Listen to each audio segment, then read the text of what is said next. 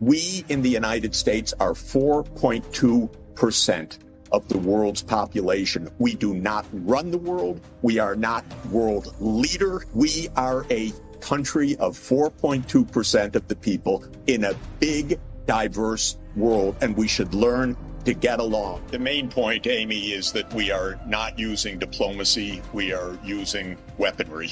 This sale now announced to Taiwan that you've been discussing this morning is just another case in point. This does not make Taiwan safer. This does not make the world safer. It certainly doesn't make the United States safer. This goes back a long way. I think it's useful to start 30 years ago.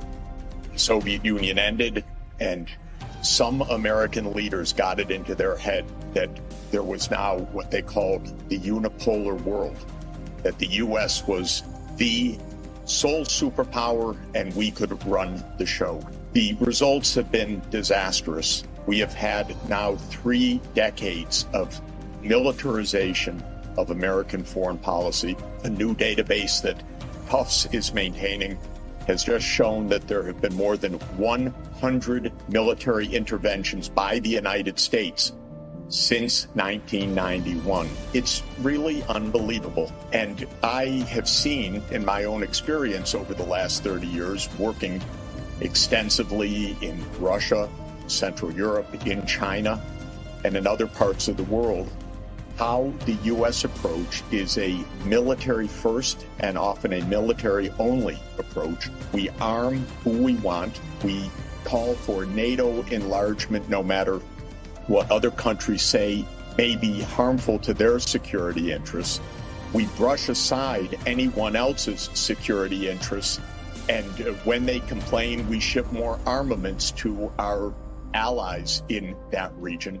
We go to war when we want, where we want, whether it was Afghanistan or Iraq or the covert war against Assad in Syria, which is even today not properly understood by the American people, or the war in Libya.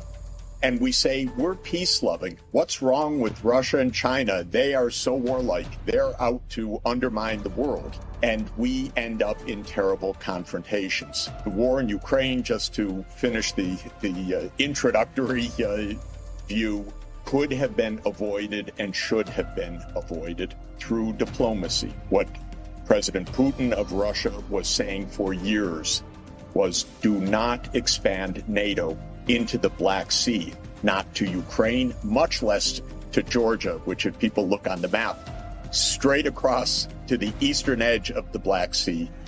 Russia said, this will surround us, this will jeopardize our security, let us have diplomacy. The United States rejected all diplomacy. I tried to contact the White House at the end of 2021. In fact, I did contact the White House and said, there will be war unless the U.S. enters diplomatic talks with President Putin over this question of NATO enlargement. I was told the U.S. will never do that. That is off the table. And it was off the table. Now we have a war that's extraordinarily dangerous, and we are taking exactly the same tactics in East Asia that led to the war in Ukraine. We're organizing alliances, building up weaponry, trash-talking China, having Speaker Pelosi fly to Taiwan when the Chinese government said, please lower the temperature, lower the tensions. We say, no, we do what we want, and now send more arms. This is a recipe for yet another war. And to my mind, it's terrifying. We are at the 60th anniversary of the Cuban Missile Crisis, which I've studied all my life, and I've written a book about the aftermath.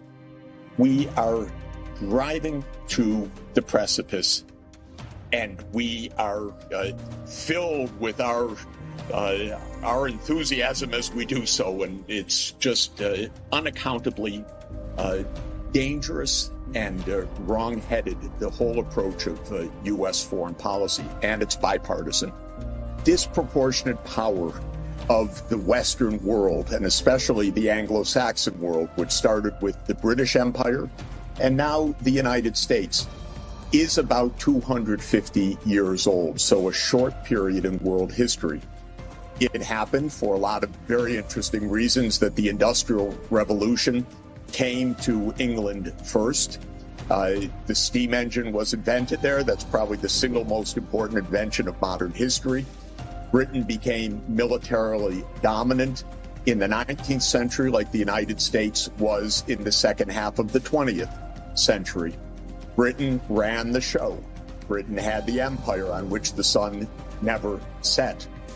And the West, meaning the United States and Western Europe, now meaning the US and the European Union, the UK, Canada, Japan, in other words, the G7, the European Union, together, is a small part of the world population, perhaps now roughly 10%, a little bit more, maybe 12.5% if you add in Japan to Western Europe and the US. But the mindset is we run the world. And that was the way it was for 200 years in this industrial age. But times have changed. And really, since the 1950s, the rest of the world, when it gained independence from European imperialism, started to educate its populations, started to adopt and adapt and innovate technologies. And lo and behold, a small sliver of the world really didn't run the world or didn't have a monopoly on wisdom or knowledge or science or technology. And this is wonderful. The knowledge and possibility of decent lives is spreading throughout the whole world. But in the United States, there's a resentment to this, a deep resentment. I think there's also a tremendous historical ignorance because I think a lot of U.S. leaders have no clue as to modern history, but they resent China's rise. That is an affront to the United States. How dare China rise? This is our world. This is our century. And so starting around 2014, I saw step by step, I watched it with intense detail because it's my daily activity, how the United States recast China, not as a country that was recovering from a century and a half of great difficulty, but rather as an enemy.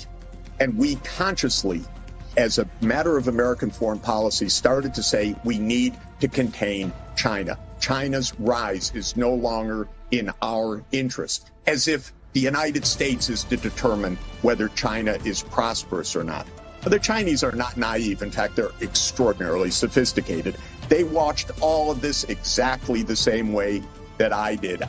I know the authors of the U.S. texts. They are my colleagues at Harvard or other places. I was shocked when this kind of containment idea started to be applied. But the basic point is the West has led the world for a brief period, 250 years, but feel that's our right. This is a Western world. We are the G7. We get to determine who writes the rules of the game. Indeed, Obama, a good guy on the spectrum of what we have in foreign policy, said, let's write the rules of trade for Asia, but not have China write any of those rules. The U.S. will write the rules. This is an incredibly naive and dangerous and outmoded way to understand the world. We in the United States are 4.2% of the world's population. We do not run the world. We are not world leader.